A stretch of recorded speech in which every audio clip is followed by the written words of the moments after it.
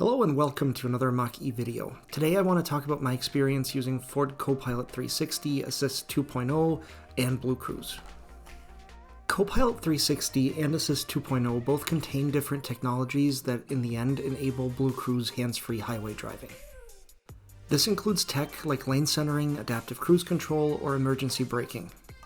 Its closest comparison is with the Autopilot Level 1 that comes standard on every single Tesla model. The cost on my Mach-E was $1,900. In order to enable BlueCruise and all the other assistance features, you have to go into the menu and activate them individually. This is more of a side note, but you might be able to see that the screen isn't really responsive and the menus take a while to load. This happens only after the car is booted up and if you go into the menu right away. After the car's been on for a little while, this gets significantly better. To get to the driver assistance features, you go through a couple of sub-menus and then you're able to enable or disable the individual features. Ford also included a little info button where you can see what the individual features are meant to do on the vehicle. There are lots of user-specific settings. In my case, I typically turn almost everything on except for the rear brake assist because it throws me off when I'm going out of my driveway. BlueCruise and hands-free will only work if all the driver assistance systems are enabled.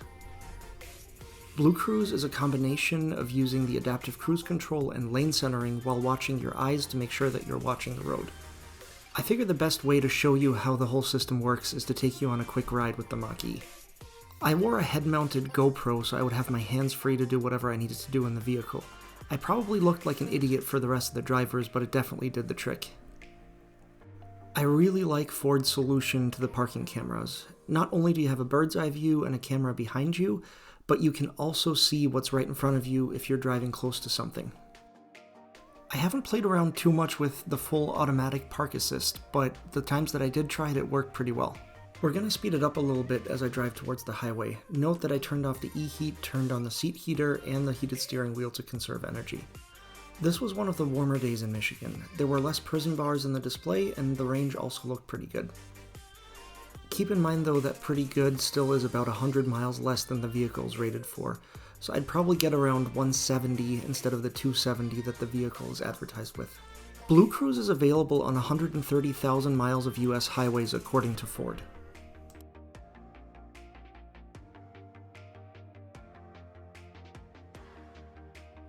I turned BlueCruise on by pushing the cruise control button. Notice how it goes into a hands-on mode first because I'm currently in a turn. The vehicle will still handle all of the steering, but you need to keep your hands on the wheel for it to continue. I don't quite understand the logic of when this happens. Sometimes it takes turns just fine, other times it tells you to put your hands on the wheel. You'll see the screen in front of me turn blue, which means that BlueCruise and fully hands-free driving is now enabled. I can now take my hands away from the wheel. This is also the main difference to a Tesla Autopilot system. It is truly hands-free. The flashing red dots that you can see in front of the steering wheel are the eye motion trackers. This is only visible when you're looking at it through a camera. In regular driving, it's just a black screen with nothing on it. Unfortunately, the car doesn't show you what it sees like in the Tesla. You just have to trust that as long as BlueCruise is on and you're keeping your eyes on the road, the vehicle is comfortable in that state. The eye tracking works really well. I'm deliberately taking my eyes off the road and about 4 seconds later I get the watch the road warning and a little chime that tells me to focus back on the road. Once I put my eyes back on the road, it's just fine and keeps going. I don't know if you were thinking the same thing as I was thinking, but I was like, what happens if I put on sunglasses? And as you can see, putting on sunglasses has absolutely no effect. The system is still able to track your eye movements, and it will still tell you to keep your eyes on the road even if you're wearing sunglasses. The system gives you confidence pretty quickly. It works well, and especially on straight roads and long drives, I can really see this being useful. The hands-on mode interrupts an otherwise pretty good driving experience. Sometimes the car will tell you to put your hands on the wheel and then be ready to take over at any time. The Mach-E sometimes hangs very far to the right when you're taking turns. I've been in more than one close situation where the person on the right of me was hanging slightly to the left and it almost came to a collision, so you do have to pay attention when the car asks you to. After the turn is over, the car will automatically go back into BlueCruise mode and you can take your hands back off the wheel. Since I drove a Tesla for a really long time, I have to make this comparison. Note that this is really a comparable system to the Autopilot Level 1 and not the full self-driving. I had Autopilot Level 1 and this is how it compares. I like that Tesla shows you what the car sees around it. It gives you more confidence when you know that you can see what the car is seeing. Tesla works on all roads and they don't need a special certification. As long as your cameras can see, Tesla will go into autopilot mode. If it can't see, autopilot mode is not available. To be fair, I have not encountered any highways around me that were not BlueCruise capable.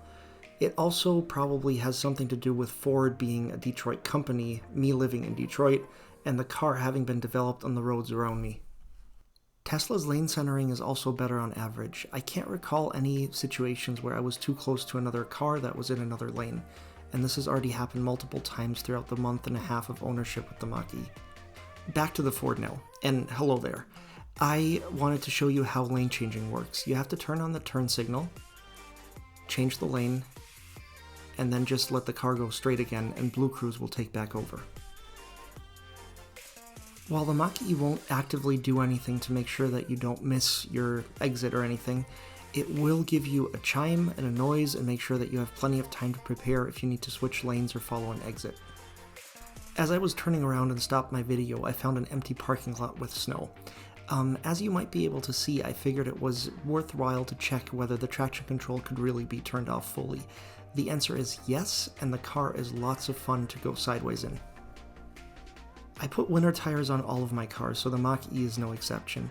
It handles really well in the snow. I think the high weight, the low center of gravity paired with the all-wheel drive system really gives it an edge in the snow. Back to the BlueCruise system. What happens if you use it on non-highway roads? Well, it basically always stays in the hands-on mode. It still monitors your eye movements, but you can't take your hands off the wheel. You can play around with it a little bit though. Typically, a single hand on the wheel is enough to keep it going. Changing lanes also works similarly as on the highway. If you want to change the lane, put on your turn signal, it will hand you control for a little bit, and as you're in the new lane, it will take over again as long as you keep your hands on the wheel.